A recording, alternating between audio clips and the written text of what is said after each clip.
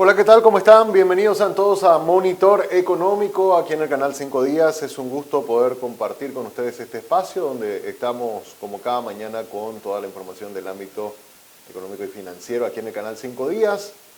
La temperatura en esta mañana es de 28 grados centígrados en nuestra ciudad capital, son las 10:02. Para hoy se pronostica una máxima de hasta 34 grados, la humedad actual es del 74% según la Dirección de Meteorología. Así entonces está arrancando la jornada de hoy con un clima que avisa que por lo menos en horas de la tarde, según meteorología, podremos llegar a tener alguna precipitación aquí en Asunción y Gran Asunción. Pronóstico extendido para la semana, para el fin de semana. ¿Qué podemos esperar para el sábado, domingo? Bueno, mañana 36 grados de máxima, 24 de mínima, cálido a caluroso con cielo parcialmente nublado, vientos del noreste. El domingo 36 de máxima, 24 también de mínima, cálido a caluroso con cielo parcialmente nublado, vientos del norte. El lunes 34 de máxima, 24 grados de mínima, caluroso con cielo mayormente nublado, vientos del norte, chaparrones con ocasionales tormentas eléctricas. Y el martes 36 de máxima, 24 de mínima, caluroso, cielo parcialmente nublado, vientos moderados del norte, chaparrones con ocasionales tormentas eléctricas, nos dice la Dirección de Meteorología respecto a cómo se va a estar comportando el estado del tiempo. Bueno, como siempre, estamos siendo presentados por el Working, un lugar que te invita a que hagas que ir a trabajar sea toda una experiencia, la experiencia de un Coworking Café. Ustedes saben que este espacio está abierto de lunes a viernes a partir de las 8 de la mañana hasta las 20 horas en el acceso principal del Paseo de la Galería. Pueden hacer sus reservas a través del 0985-188-188. Es un coworking café para conectar, para crear y colaborar en un entorno con tecnología nunca vista en Paraguay. También te recordamos que con Stornia medimos, identificamos, analizamos los intereses y hábitos de los consumidores, conectando las marcas con contenidos específicos y de valor. Somos contenido, somos innovación, somos Stornia, comunicación estratégica. Contactanos al 0983-946-663 o en @Stornia_PY, nuestra cuenta en el Instagram. También este miércoles 22 de marzo en el Paseo de la Galería se viene el evento denominado La Ruta de la Sustentabilidad, un evento exclusivo con conexiones únicas. Referentes y líderes de empresas relacionadas con temas de sustentabilidad van a estar presentes en una experiencia 360 que asegura visibilidad de marca a nivel país con contenido específico en las diferentes plataformas. Anímate a seguir el camino de la sustentabilidad. Y vamos ahora rápidamente a, como siempre hacemos, nuestros datos, nuestros indicadores económicos y financieros.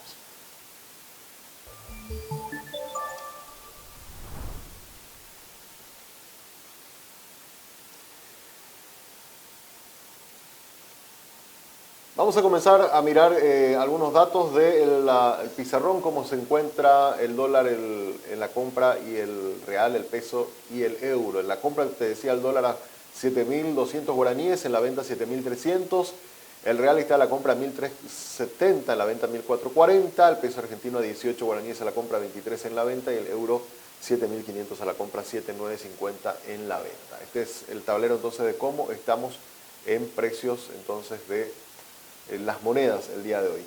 Miramos también cotización internacional, precios de los commodities, la soja, el trigo y el maíz. Tenemos el precio de la soja a $557 por tonelada, el trigo a 278 y el maíz a $264 por tonelada. De esta manera entonces se están comportando los precios internacionales que hoy abrieron a la baja con variaciones negativas. Este es el precio que están cotizando en el mercado internacional. Y por el lado de la importación, tenemos al heating oil, que está hoy a un precio de $2,81 el galón, y las naftas a $701 por tonelada. Por último, miramos también cómo estamos en materia de mercado de valores, algunos datos que nos permiten ver el volumen total negociado de los bonos. Bueno, la casa de bolsa que estuvo más activo en el mes de enero ha sido Puente, en primer lugar, con un total negociado de 223.000 millones.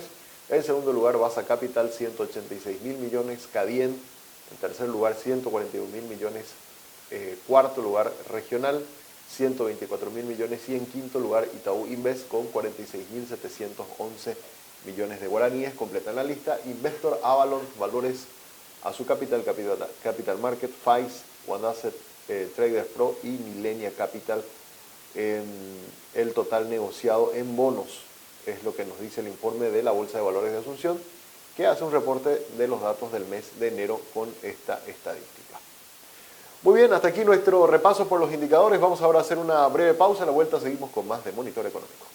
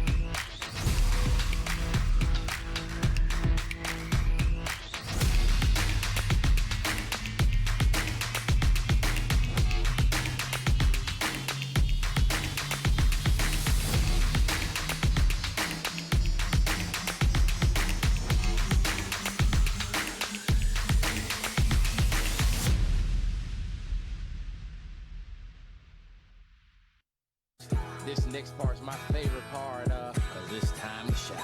Gonna do the two-step, then cowboy boogie. Grab a sweetheart. En este lugar conectamos, respaldamos y protegemos los recursos que hacen crecer a muchas empresas. Como a la cafetería de Emilia, a quien le brindamos conectividad para que siempre esté cerca de sus clientes. O la importadora de Martín, que puede trabajar desde donde quiere y tiene respaldada y accesible toda su base de datos. Y también a la empresa internacional que dirige Diego, que tiene la seguridad de contar con protección ante ciberataques y así resguardar a la empresa, sus clientes y colaboradores. Porque sin importar si son pequeñas, medianas o grandes, ya son más de 50.000 las empresas que nos eligen para impulsar su crecimiento.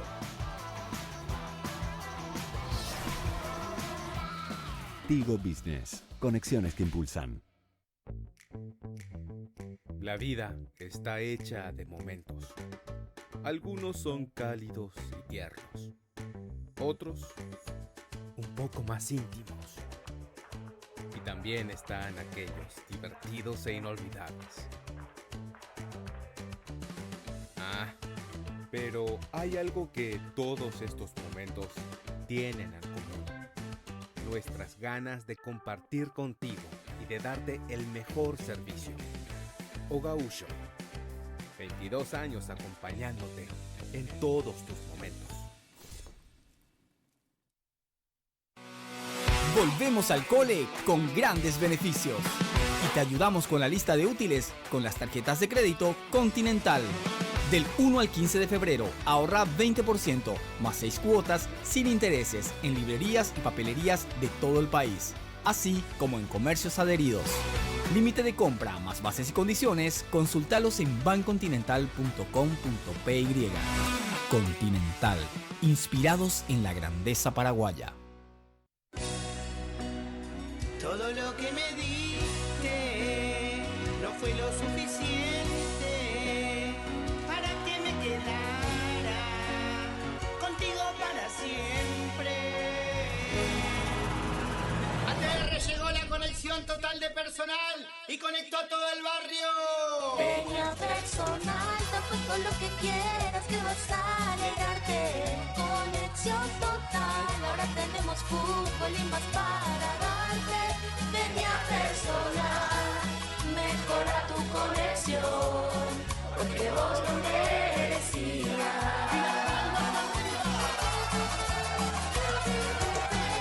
Personal Flow, conéctate conmigo, conexión total.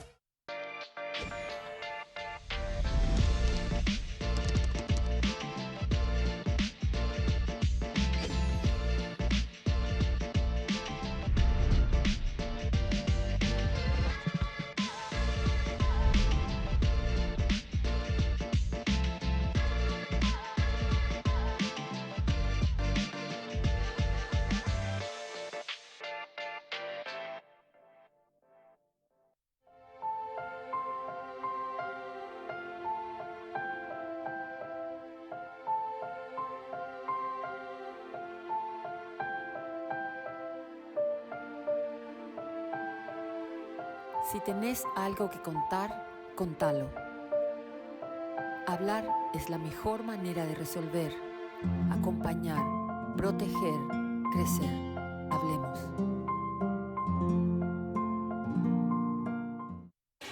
No vengo a hablarte de un simple autocentro. Hoy te muestro el futuro del mundo automotriz a tu alcance. El autocentro más moderno de todo el mundo. Somos líderes en cubiertas y servicios, con tecnología vanguardista y los mejores profesionales del país. Máquinas de primer nivel.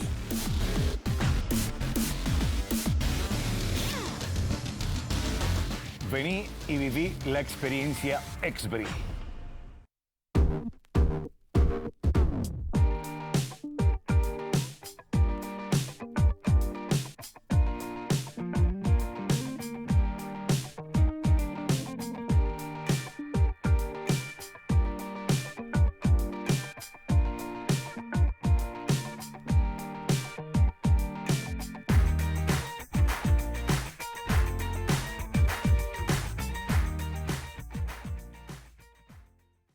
Préstamos para inversiones del sector agropecuario, industrial, comercial y de servicios del BNF. Hasta 10 años de plazo con 2 años de gracia para adquisición de maquinarias, implementos y accesorios. Obras de infraestructura y adquisición de animales para cría. Así como para adquisición de inmuebles para desarrollo de actividades productivas. BNF.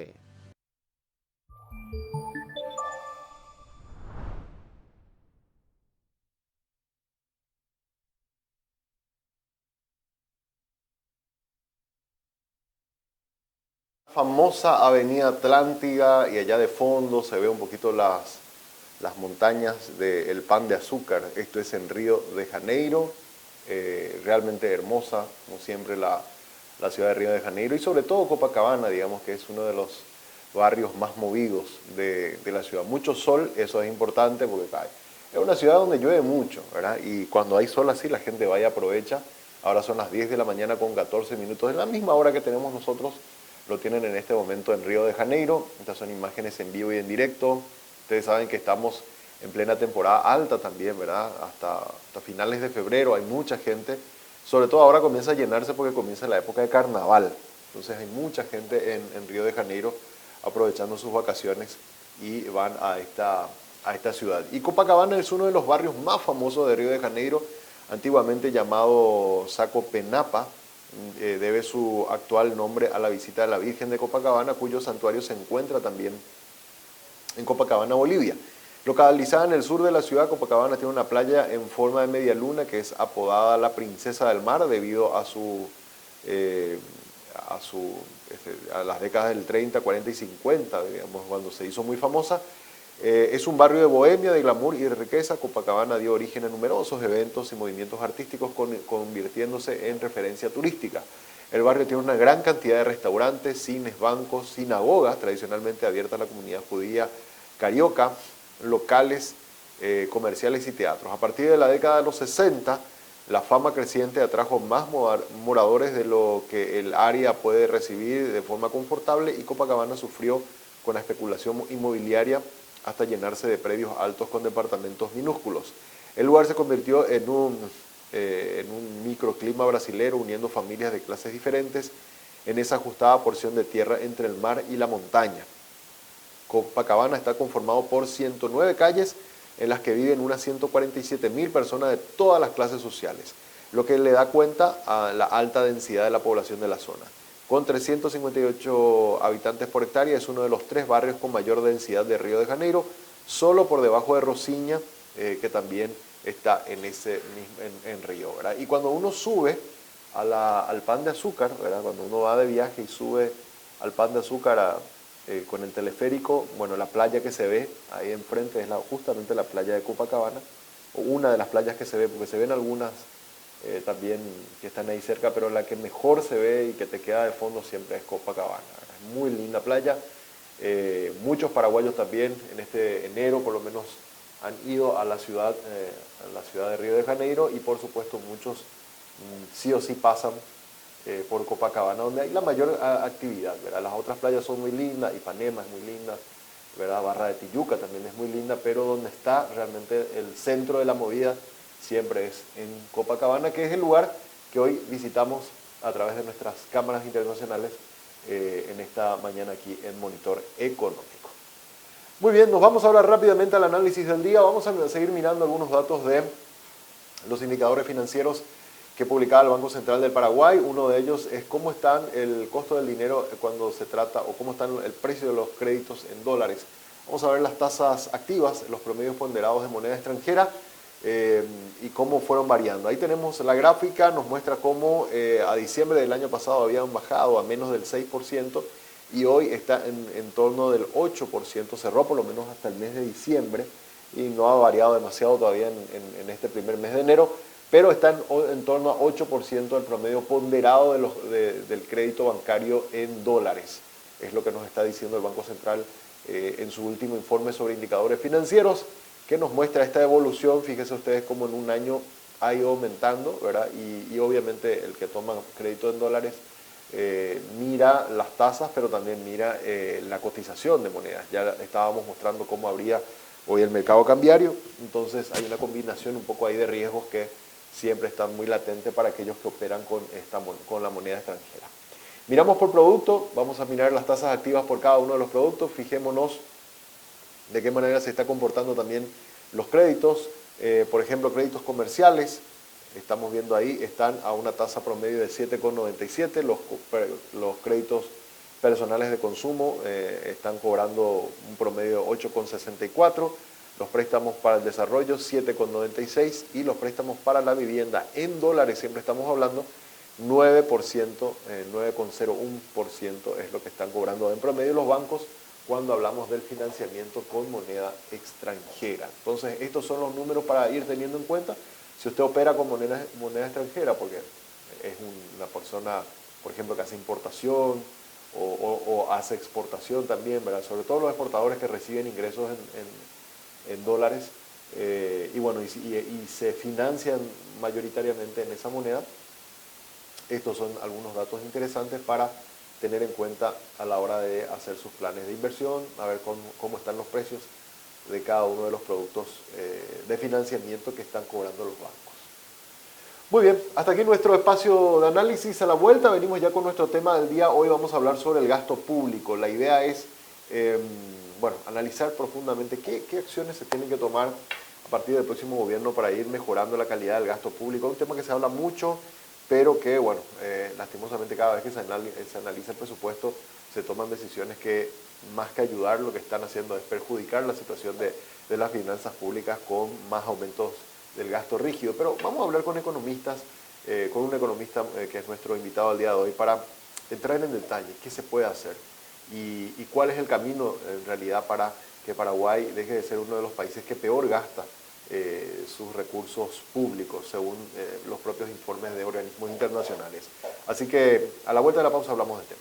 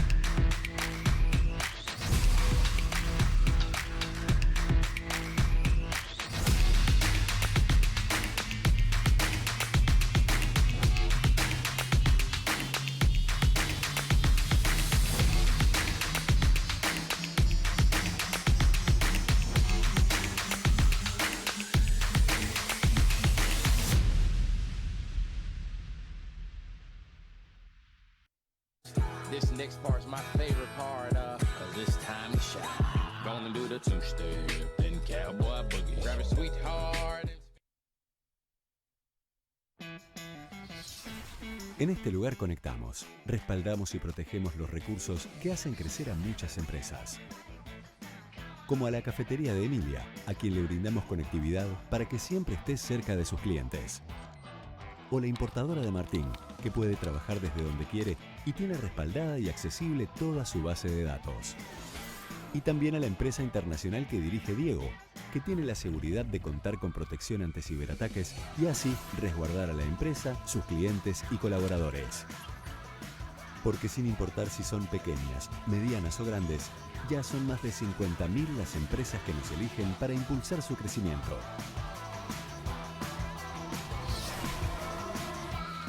Tigo Business. Conexiones que impulsan. La vida está hecha de momentos. Algunos son cálidos y tiernos. Otros, un poco más íntimos. Y también están aquellos divertidos e inolvidables. Pero hay algo que todos estos momentos tienen en común. Nuestras ganas de compartir contigo y de darte el mejor servicio. Ogausho, 22 años acompañándote en todos tus momentos. Volvemos al cole con grandes beneficios. Y te ayudamos con la lista de útiles con las tarjetas de crédito Continental. Del 1 al 15 de febrero, ahorra 20%, más 6 cuotas sin intereses en librerías y papelerías de todo el país, así como en comercios adheridos. Límite de compra más bases y condiciones, consultalos en bancontinental.com.py. Continental, inspirados en la grandeza paraguaya. Todo lo que me diste no fue lo suficiente para que me quedara contigo para siempre. ATR llegó la conexión total de personal y conectó a todo el barrio. Peña Personal, te apuesto lo que quieras que vas a alegrarte. Conexión total, ahora tenemos fútbol y más para darte. Peña Personal, mejora tu conexión, porque vos lo merecías.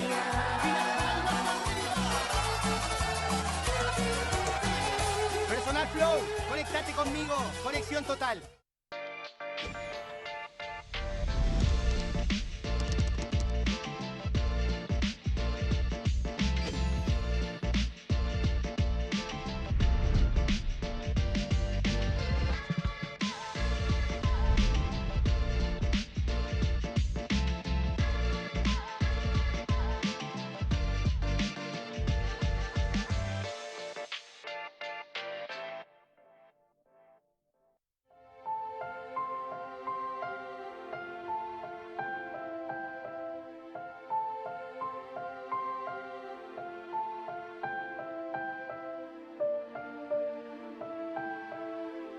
Si tenés algo que contar, contalo.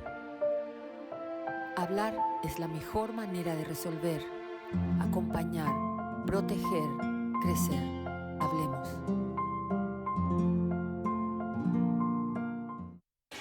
No vengo a hablarte de un simple autocentro. Hoy te muestro el futuro del mundo automotriz a tu alcance. El autocentro más moderno de todo el mundo. Somos líderes en cubiertas y servicios, con tecnología vanguardista y los mejores profesionales del país. Máquinas de primer nivel.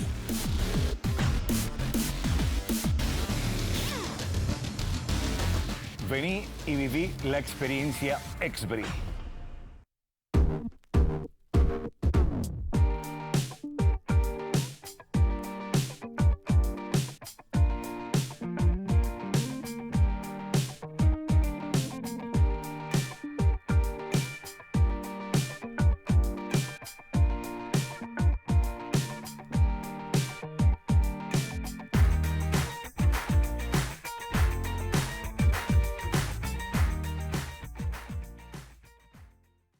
Préstamos para inversiones del sector agropecuario, industrial, comercial y de servicios del BNF. Hasta 10 años de plazo con 2 años de gracia para adquisición de maquinarias, implementos y accesorios. Obras de infraestructura y adquisición de animales para cría. así como para adquisición de inmuebles para desarrollo de actividades productivas. BNF.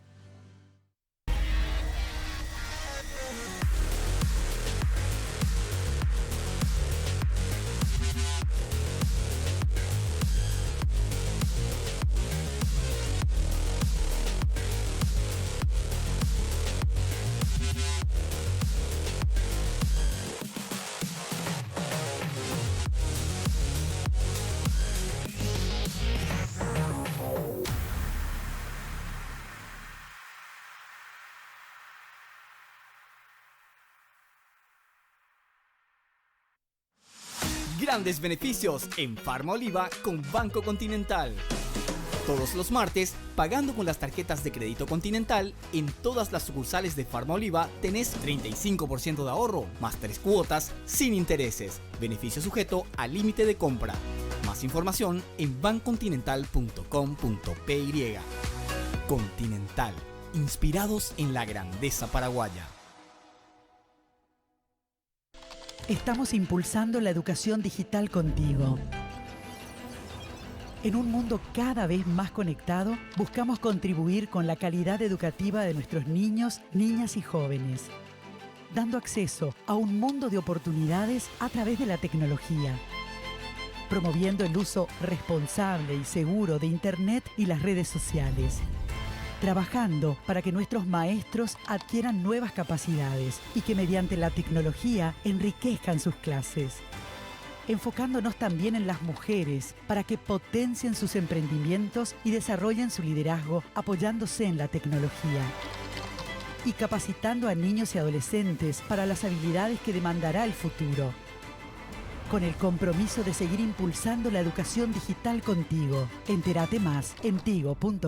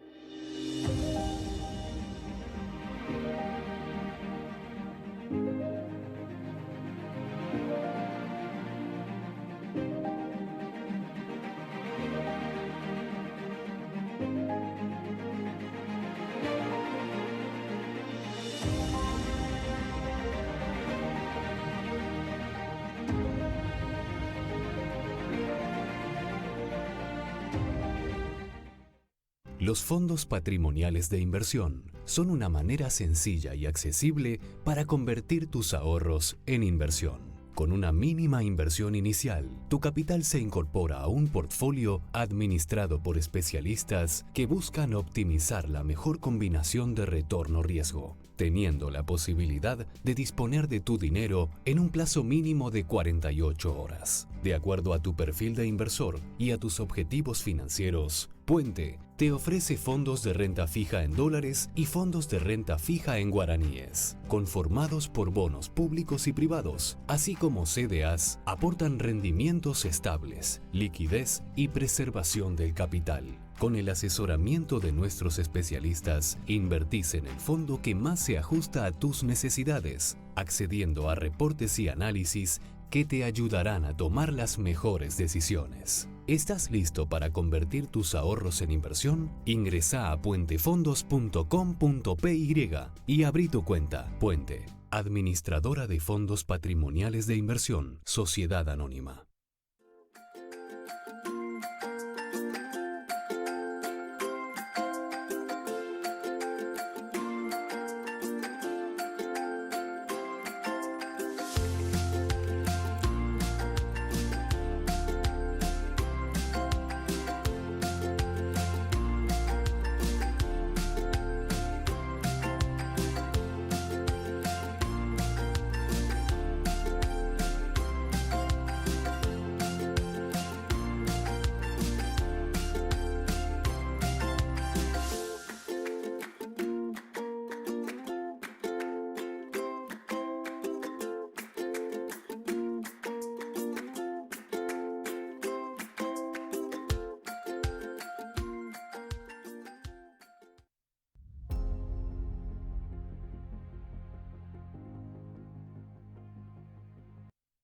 This next part's my favorite part, cause it's time to shine.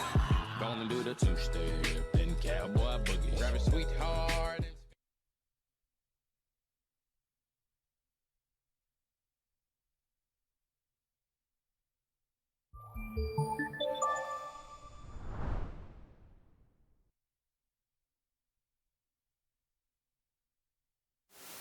Muy bien, seguimos en Monitor Económico y es momento de ir a nuestra entrevista de la jornada del día de hoy. Un tema que siempre preocupa, siempre lo estamos hablando, pero hoy queremos analizarlo a profundidad, es el tema del gasto público, ¿verdad? En este proceso electoral, nosotros por lo menos desde este espacio siempre hemos cuestionado que en realidad no hemos visto muchas propuestas para mejorar una situación que realmente es muy preocupante siempre en Paraguay y que es la manera en que gastamos los recursos que tenemos la capacidad de generar. Dende ha publicado hace unos días un informe sumamente interesante que hace un análisis sobre cómo está Paraguay hoy en el gasto público y algunas propuestas de cómo poder hacer para mejorarlo. Y Manuel Alarcón es conocido economista, estuvo también en algún momento trabajando en el Ministerio de Hacienda, es un técnico que conoce bastante del tema y él estuvo como coordinador del Observatorio del Gasto Público de Dende y hoy está con nosotros aquí en el canal 5 Días. ¿Cómo estás, Manuel? Buen día. Muy buenos días, Samuel. Un gusto saludarte, estar acá y compartir con la audiencia. Bueno, el gasto público siempre es un tema controversial porque hay muchos pedidos, hay muchas reivindicaciones que hacen muchas veces desde los ministerios, el sector, por ejemplo, de docentes, el sector del Ministerio Público, y cómo combinar esas necesidades y esos reclamos con también las necesidades que tiene el resto de la población, ¿verdad? En lo que tiene que ver con el gasto social, en la inversión en infraestructura, ¿verdad? Y vemos en los informes de Situfin que tiene el Ministerio de Hacienda, ese ratio que hay o esa comparación que se hace de cada 100 que recaudamos, cuánto va para gasto rígido y cuánto ya nos sobra para invertir o hacer algo que tenga un impacto social. Yo creo que ya nos sobra, ¿verdad? Si es que sobra, ¿verdad? Yo creo que ya nos sobra. Porque... Y lo último que veíamos era así, comprometido el 70% en salario, más o menos. Eso es salario. En salario. Que es una partida nada más, ¿verdad? Claro, y después está... Sumémosle el rubro 800, exacto, que son las transferencias. Tenemos exacto, los jubilados, tenemos las transferencias, los salarios de las entidades centralizadas, universidades exacto, y otros organismos. Mencionemos las transferencias a las situaciones o a la población más vulnerable. Sí, o sea, los adultos mayores, personas en situación de pobreza. Exacto. Y le sumás deuda, y ahí ya, la deuda, y ya no te queda nada. Ya no te queda nada. Ya no te queda nada. Ya para de invertir, hecho, solamente con servicios personales y transferencias ya tenés más del 90%. Exacto. Ya tenés más, en algunos casos llega inclusive hasta el 95%, ¿verdad? Entonces, es un escenario complicado de administrar. Y es por eso que surge esta iniciativa a los efectos de ir, por lo menos, generando en el ambiente un debate sobre el gasto público, la importancia de justamente ver hacia dónde está yendo las asignaciones que se hacen en el presupuesto. Tenemos unos recursos que son limitados, entonces esos recursos, ¿qué tenemos que hacer? Tenemos que optimizarlos, ¿verdad? O sea, no podemos seguir, entre comillas, creciendo y creciendo en las partidas más rígidas y nos olvidamos de lo que la sociedad o la ciudadanía está necesitando. Este incremento que hizo el Congreso al proyecto del Poder Ejecutivo, por ejemplo, son 370 millones de dólares. Que van, es cierto, hay un buen componente de inversión, pero una buena parte también va a salario. Claro. En el informe de Situfin que sacaban esta semana el Ministerio de Hacienda, decía de que el gasto en salario creció en 10 millones de dólares. 10 millones de dólares por 13, incluyendo aguinaldo, pero estamos hablando de 130 millones de dólares. Cálculo sencillo nada más para... ¿Y los adultos mayores? Sí. O sea, ¿cuántos abuelitos tenemos? Nuestra cobertura sigue siendo todavía limitada. Es cierto, lo comparamos con 10 años atrás, hemos crecido. La expectativa es que este año lleguen a 300.000 beneficiarios, ¿verdad? Pero ¿por qué no podemos llegar a 350.000 o a 400.000 beneficiarios? Entonces, ese es el cuestionamiento, ¿verdad? O sea, ¿por qué? Porque una persona que no tiene ingreso es más vulnerable que aquella persona que está teniendo un ingreso y que con estos ajustes lo que hace es potenciar sus ingresos. Entonces, es como, hay como un trade-off, hay un choque de objetivos, ¿verdad? Es lo mismo que decía la curva de Phillips, vamos a hablar un poco así en términos económicos. Siempre, ¿qué priorizamos? ¿O la tasa de desempleo o la tasa de inflación? Los dos son objetivos de la política macroeconómica.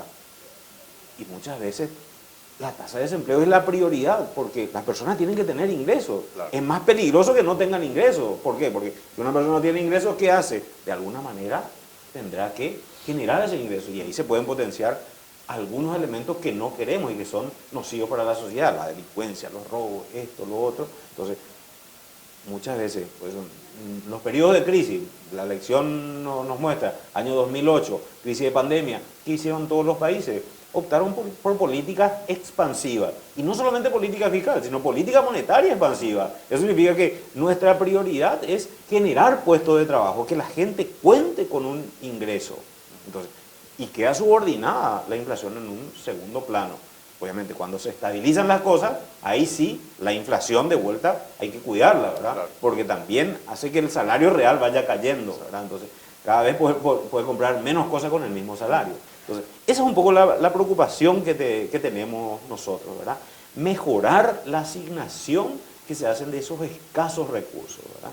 O sea, si hay partidas que hay que incrementar en el rubro 100, que son de los salarios, que se incrementen, pero que respondan a una política razonable y que apoye el crecimiento de mediano y largo plazo.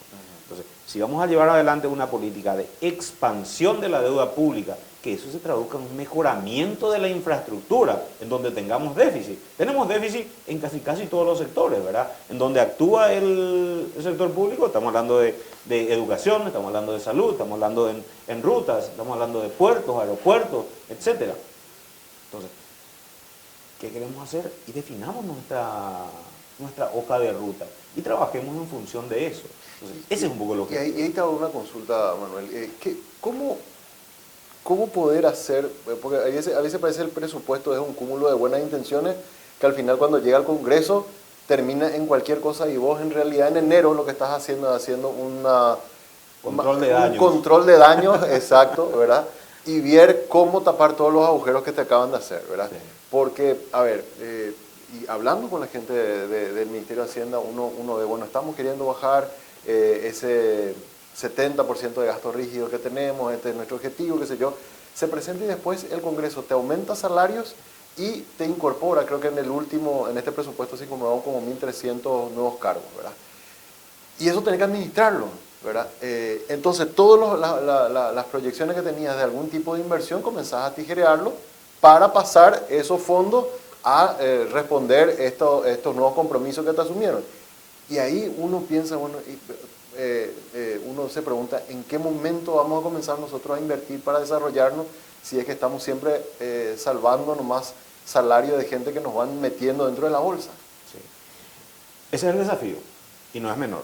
Es un lindo desafío porque ¿qué hay que hacer? Hay que redefinir las funciones que tiene que tener el Estado.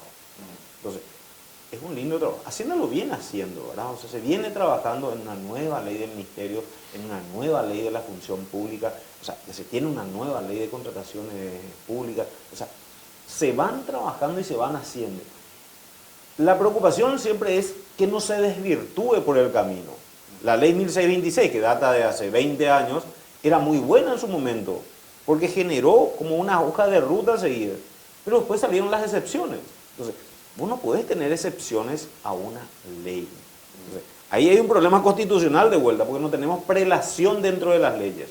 La ley Omnibus, que es la ley de presupuesto, te modifica ¿qué? La Carta Orgánica, te modifica el Código, te modifica la ley permanente, la ley particular. Una ley temporal te cambia todo. Entonces, es un problema de nuestro ordenamiento jurídico. Entonces, por eso es que hay que ser cuidadoso. Este año está cumpliendo 10 años la ley de responsabilidad fiscal. Entonces, ¿qué estamos haciendo para salirnos de ese rango? Utilizamos la ley de presupuesto. La ley de presupuesto es la que permite que salgamos del rango establecido en la ley de responsabilidad fiscal. Entonces, pero cumplimos y solamente nos fijamos en el resultado. Pero la ley de responsabilidad fiscal tiene otros indicadores también, ¿verdad? Que no crezca el servicio personal más de lo que implique un ajuste del salario mínimo, que los gastos corrientes no suban más que un cierto porcentaje que la inflación. ¿Eso se cumple? Y nadie está analizando eso. Claro. ¿Por qué? Y nadie está tampoco procesado por eso. Y porque una ley, que es la ley de presupuesto, en esas líneas, en donde hay conciencia es el resultado. Pero realmente estamos incumpliendo también lo otro. Y ahí respecto al resultado, tocas un tema que estuve hablando justamente con la gente de Hacienda en esos días, y ellos nos decían, nosotros nos preocupa porque la ley de responsabilidad fiscal te pone un techo de déficit, pero resulta ser que los parlamentarios comenzaron a hacer estimaciones de ingresos para ir inflándote, y entonces ese déficit que quizás era, pongo un número, 500, en realidad ahora con estas estimaciones que ellos hacen, resulta ser que es 700 y ahí te metieron todo, ¿verdad? ¿Cómo hacer para que en realidad funcionen estos instrumentos legales? Porque parece como que siempre se le encuentra en el Parlamento la trampita para meter lo que ellos están buscando. En la medida que exista conciencia, y yo creo que en el Ejecutivo, y especialmente en Hacienda y en el Banco Central, hay suficiente conciencia de que la estabilidad macroeconómica es un valor de toda la sociedad paraguaya. Entonces creo que vienen haciendo un muy buen trabajo en esa línea para, es cierto, se inflaron los ingresos, se inflaron los gastos, pero se utiliza la herramienta del plan financiero. Plan financiero. Entonces, ¿qué hacemos? Bueno, está muy bien la ley, pero esto es lo que podemos gastar y esto es lo que te puedo asignar. Lastimosamente, es una mala asignación. Lo que estamos haciendo es poniéndonos el corsé, nos ceñimos al objetivo, que es el resultado, y que eso está en línea generalmente con la política monetaria, entonces, y ahí se va generando esa estabilidad macroeconómica. Entonces, ahí está funcionando razonablemente. Lo que tiene que hacer es que estas discusiones técnicas vayan permeando, vayan pasando al nivel político. O sea, que exista una preocupación realmente en esa instancia de que estos incrementos realmente no pueden darse, porque hay muchos déficits, convengamos que sí, pero generemos la hoja de ruta para ir cubriendo los déficits. Es como en cualquier familia, ¿verdad? Si ahora tengo 2 hijos y tengo en camino 3 hijos y tengo una sola habitación, entonces lo que voy a hacer, mi primer paso es que venga bien el hijo. El siguiente paso es que vaya desarrollándose y luego voy viendo cómo construir una nueva habitación, por ejemplo, ¿verdad? Para evitar el hacinamiento, por decirlo de alguna manera. Entonces, pero es un proceso. Entonces, eso es lo que hay que construir. Es por eso que la visión de mediano y largo plazo es fundamental. ¿Y quién da esa señal? Y normalmente es el Estado, es el que tiene la visión de largo plazo. Las empresas tienen una visión de mediano plazo, con su plan estratégico, sus planes a 5 años, etc.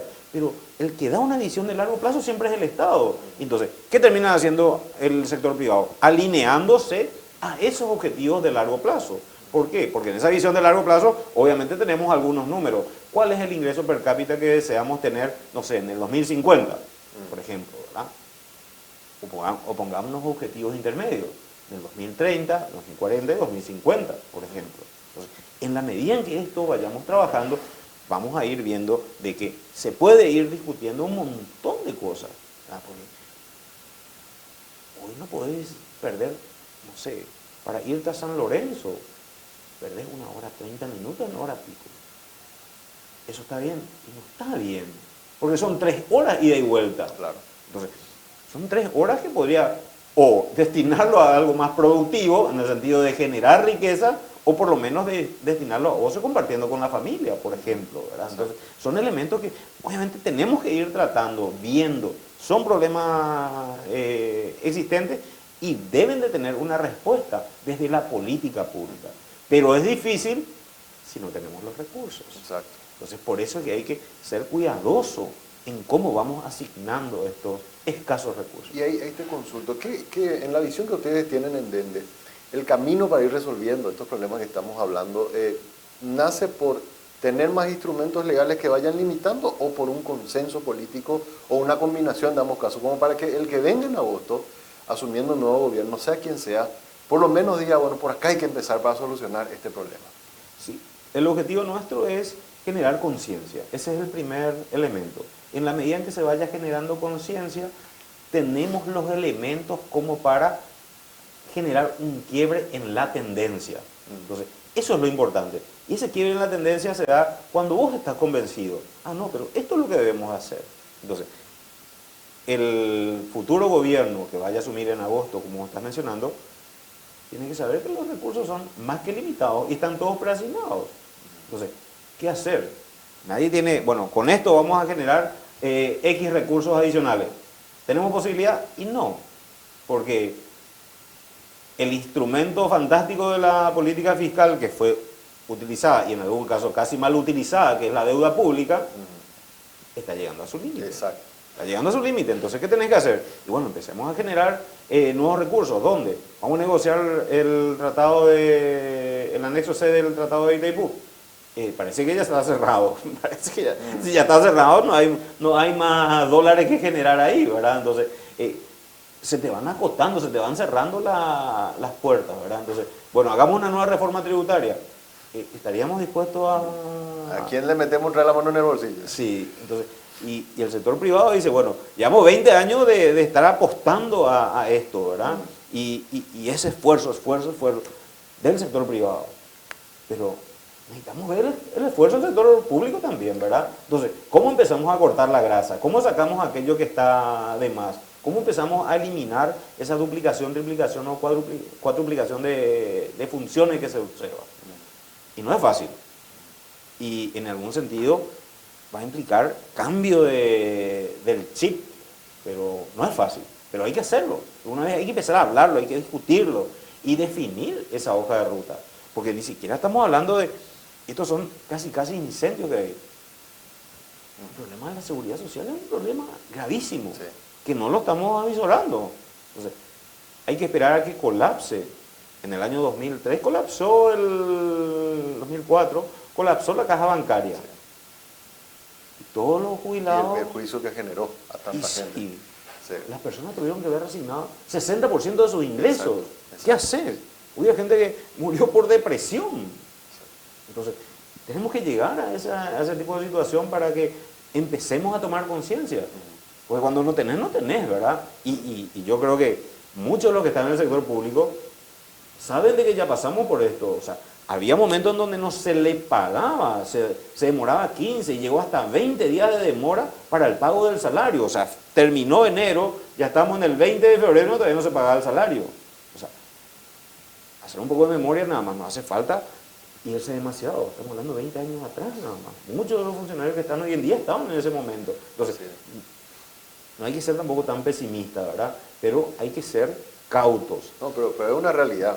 Hay que ser cautos. Claro. No hay que, si ya conoces la historia, entonces no hagas lo mismo para volver al mismo punto. Ahí tocaste dos temas que te quiero preguntar, Manuel, porque me parece sumamente importante hablarlos. Uno, hablaste de la deuda pública. El Fondo Monetario Internacional dice que Paraguay, digamos, ese ratio deuda-PIB es 40, digamos, el máximo que se recomienda, digamos, para un país emergente como el nuestro, y estamos hoy en 36. Y vemos que peligrosamente nos estamos acercando cada año más hacia ese número, ¿verdad? La pregunta es, ¿cómo hacemos para ya, no sé si dejar de crecer, o por lo menos mantenernos en los niveles que estamos? ¿Cuál es la opción que nos queda, ¿verdad?, hoy día? Y dos, después está el tema de la reforma del sistema de pensiones, ¿verdad?, que es algo que nadie quiere hablar, que en algún momento incluso se llegó a plantear de manera formal tener un regulador que no tenemos hoy para las cajas, y se armó un desastre, ¿verdad?, en el sentido de que después al final se tuvo que retirar el proyecto. ¿Cómo administramos esos dos grandes problemas que en algún momento nos van a explotar? Sí, el tema de la deuda, siempre estamos llamando la atención sobre esto porque nos acercamos peligrosamente justamente a valores que no querríamos. O sea, nosotros estamos muy bien con relación a otros países, claro, ¿verdad? Uruguay, que es un país más o menos similar, un poco más chico, pero similar en muchos fundamentos, tiene una deuda casi el doble de la del Paraguay. Está en torno al 66, 67% aproximadamente. Argentina y Brasil ni hablemos, que están en torno al 90%, ¿verdad? Pero el punto es, nosotros no hay que tenerle miedo al endeudamiento si ese endeudamiento implica mejoramiento de la infraestructura. ¿Por qué? Porque ese mejoramiento de la infraestructura significa aumento de la capacidad de producción futura. Es decir, eso va a generar más riqueza, y en la medida que generemos más riqueza, entonces ese ratio también, entre comillas, se va a ver contenida. ¿Por qué? Porque también va creciendo ese denominador que es el Producto Interno Bruto, que son las riquezas generadas en el país. Por eso que hay que ser cautos en el endeudamiento.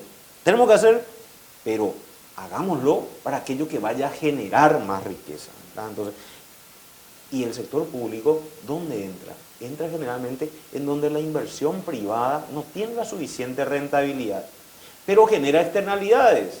Entonces, esas externalidades son el valor agregado que va generando. Por un lado, dinamiza. ¿Por qué? Porque implica muchísima contratación de mano de obra y también dinamiza de manera indirecta. Pero queda la obra y eso genera de que el sector privado se pueda desarrollar. Una nueva ruta significa probablemente un nuevo proyecto inmobiliario, un nuevo proyecto comercial, un nuevo proyecto industrial. ¿Y eso qué significa? Mayor generación de riqueza. Entonces, ese es un punto, por eso que hay que ser cautos en el destino que le damos justamente a esos recursos captados. Por eso yo siempre resalto un poco que los bonos soberanos están bien, pero lastimosamente se somete a la discrecionalidad del administrador de turno. Entonces, cuando contratamos deuda con organismos bilaterales o multilaterales, ya hay un destino preasignado. Claro. Entonces, ya sabemos que tenemos que hacer el puente, ya sabemos que tenemos que hacer la ruta, ya sabemos que tenemos que hacer tal actividad. Entonces, como que no hay un margen para desviarse de eso. Sin embargo, cuando uno coloca los bonos, están en el presupuesto. Ah, no, pero podemos hacer una reprogramación. Y reprogramamos, y ya lo llevamos a otro destino. Y lo otro, y bueno, lo vamos a hacer el siguiente año. Y hoy más de, creo que entre 40 o 50% de nuestro endeudamiento ya es bonos. O más, creo, no me acuerdo. La captación se van a desembolsar casi 900 millones y se van a colocar 500 millones. Es decir, estamos hablando de 1.400, casi un poco más del 30% son bonos, ¿verdad? De la captación de los ingresos que haría el Estado paraguayo, ¿verdad? Entonces, en ese sentido, en nuestro servicio de la deuda son $1.000 millones. Sí. Eso es lo que estamos pagando, ¿verdad? Entonces, la distribución es más o menos 50-50. 50 interés, 50 capital principal.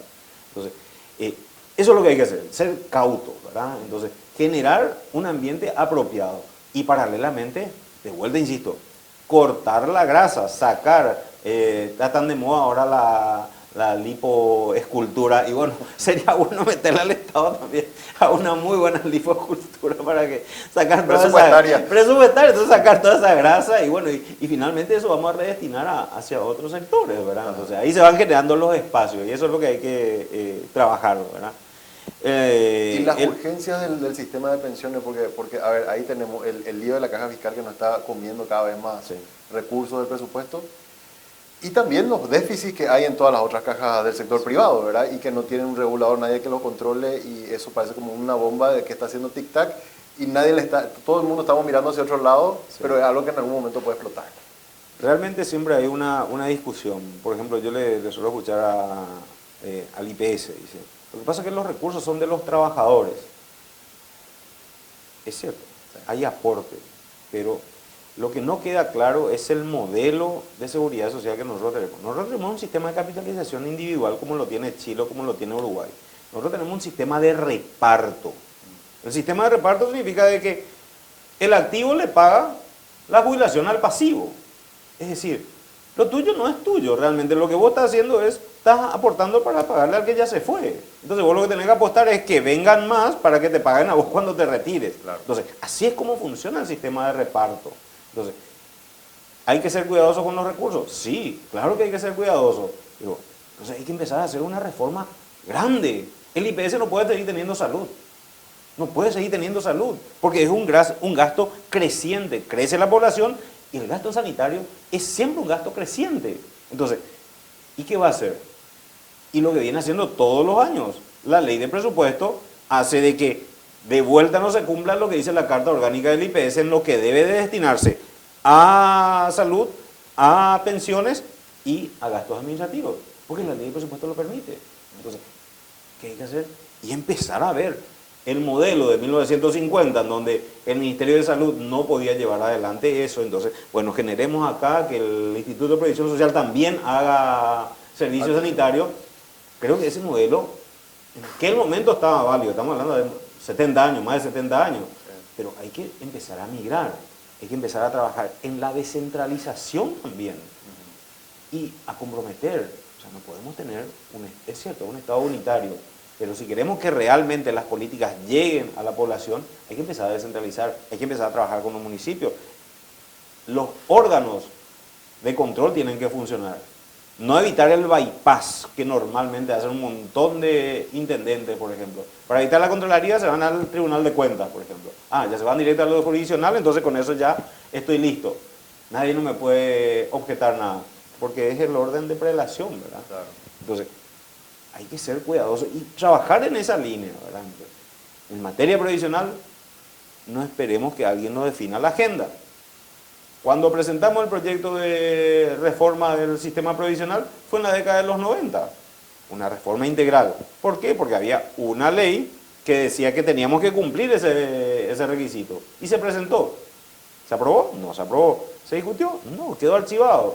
Quisimos avanzar en el gobierno anterior con la superintendencia de pensiones y no, todos están en contra. Pero hay que trabajar en las bondades que puede tener esto, ¿verdad? Entonces hay que tratar de ver y generar justamente la rentabilidad suficiente. O sea, para que en el corto plazo, por lo menos o en el mediano, no estén colapsando algunas de ellas, ¿verdad? Sabemos que algunas ya están con los saldos rojos. La Caja Fiscal está con saldo rojo, ¿verdad? Pero ahí uno diría, bueno, está con el saldo rojo, pero a diferencia de las otras cajas, esa caja, por ejemplo, no tiene aporte patronal.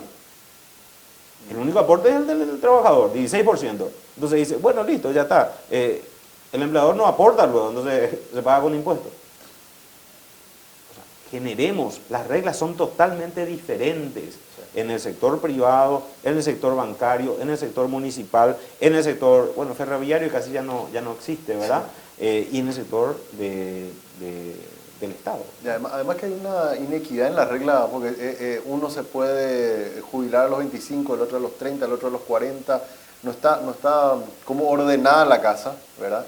Y te genera realmente problemas muy grandes, ¿verdad? Por último... Ahí puedo mencionarte nada más.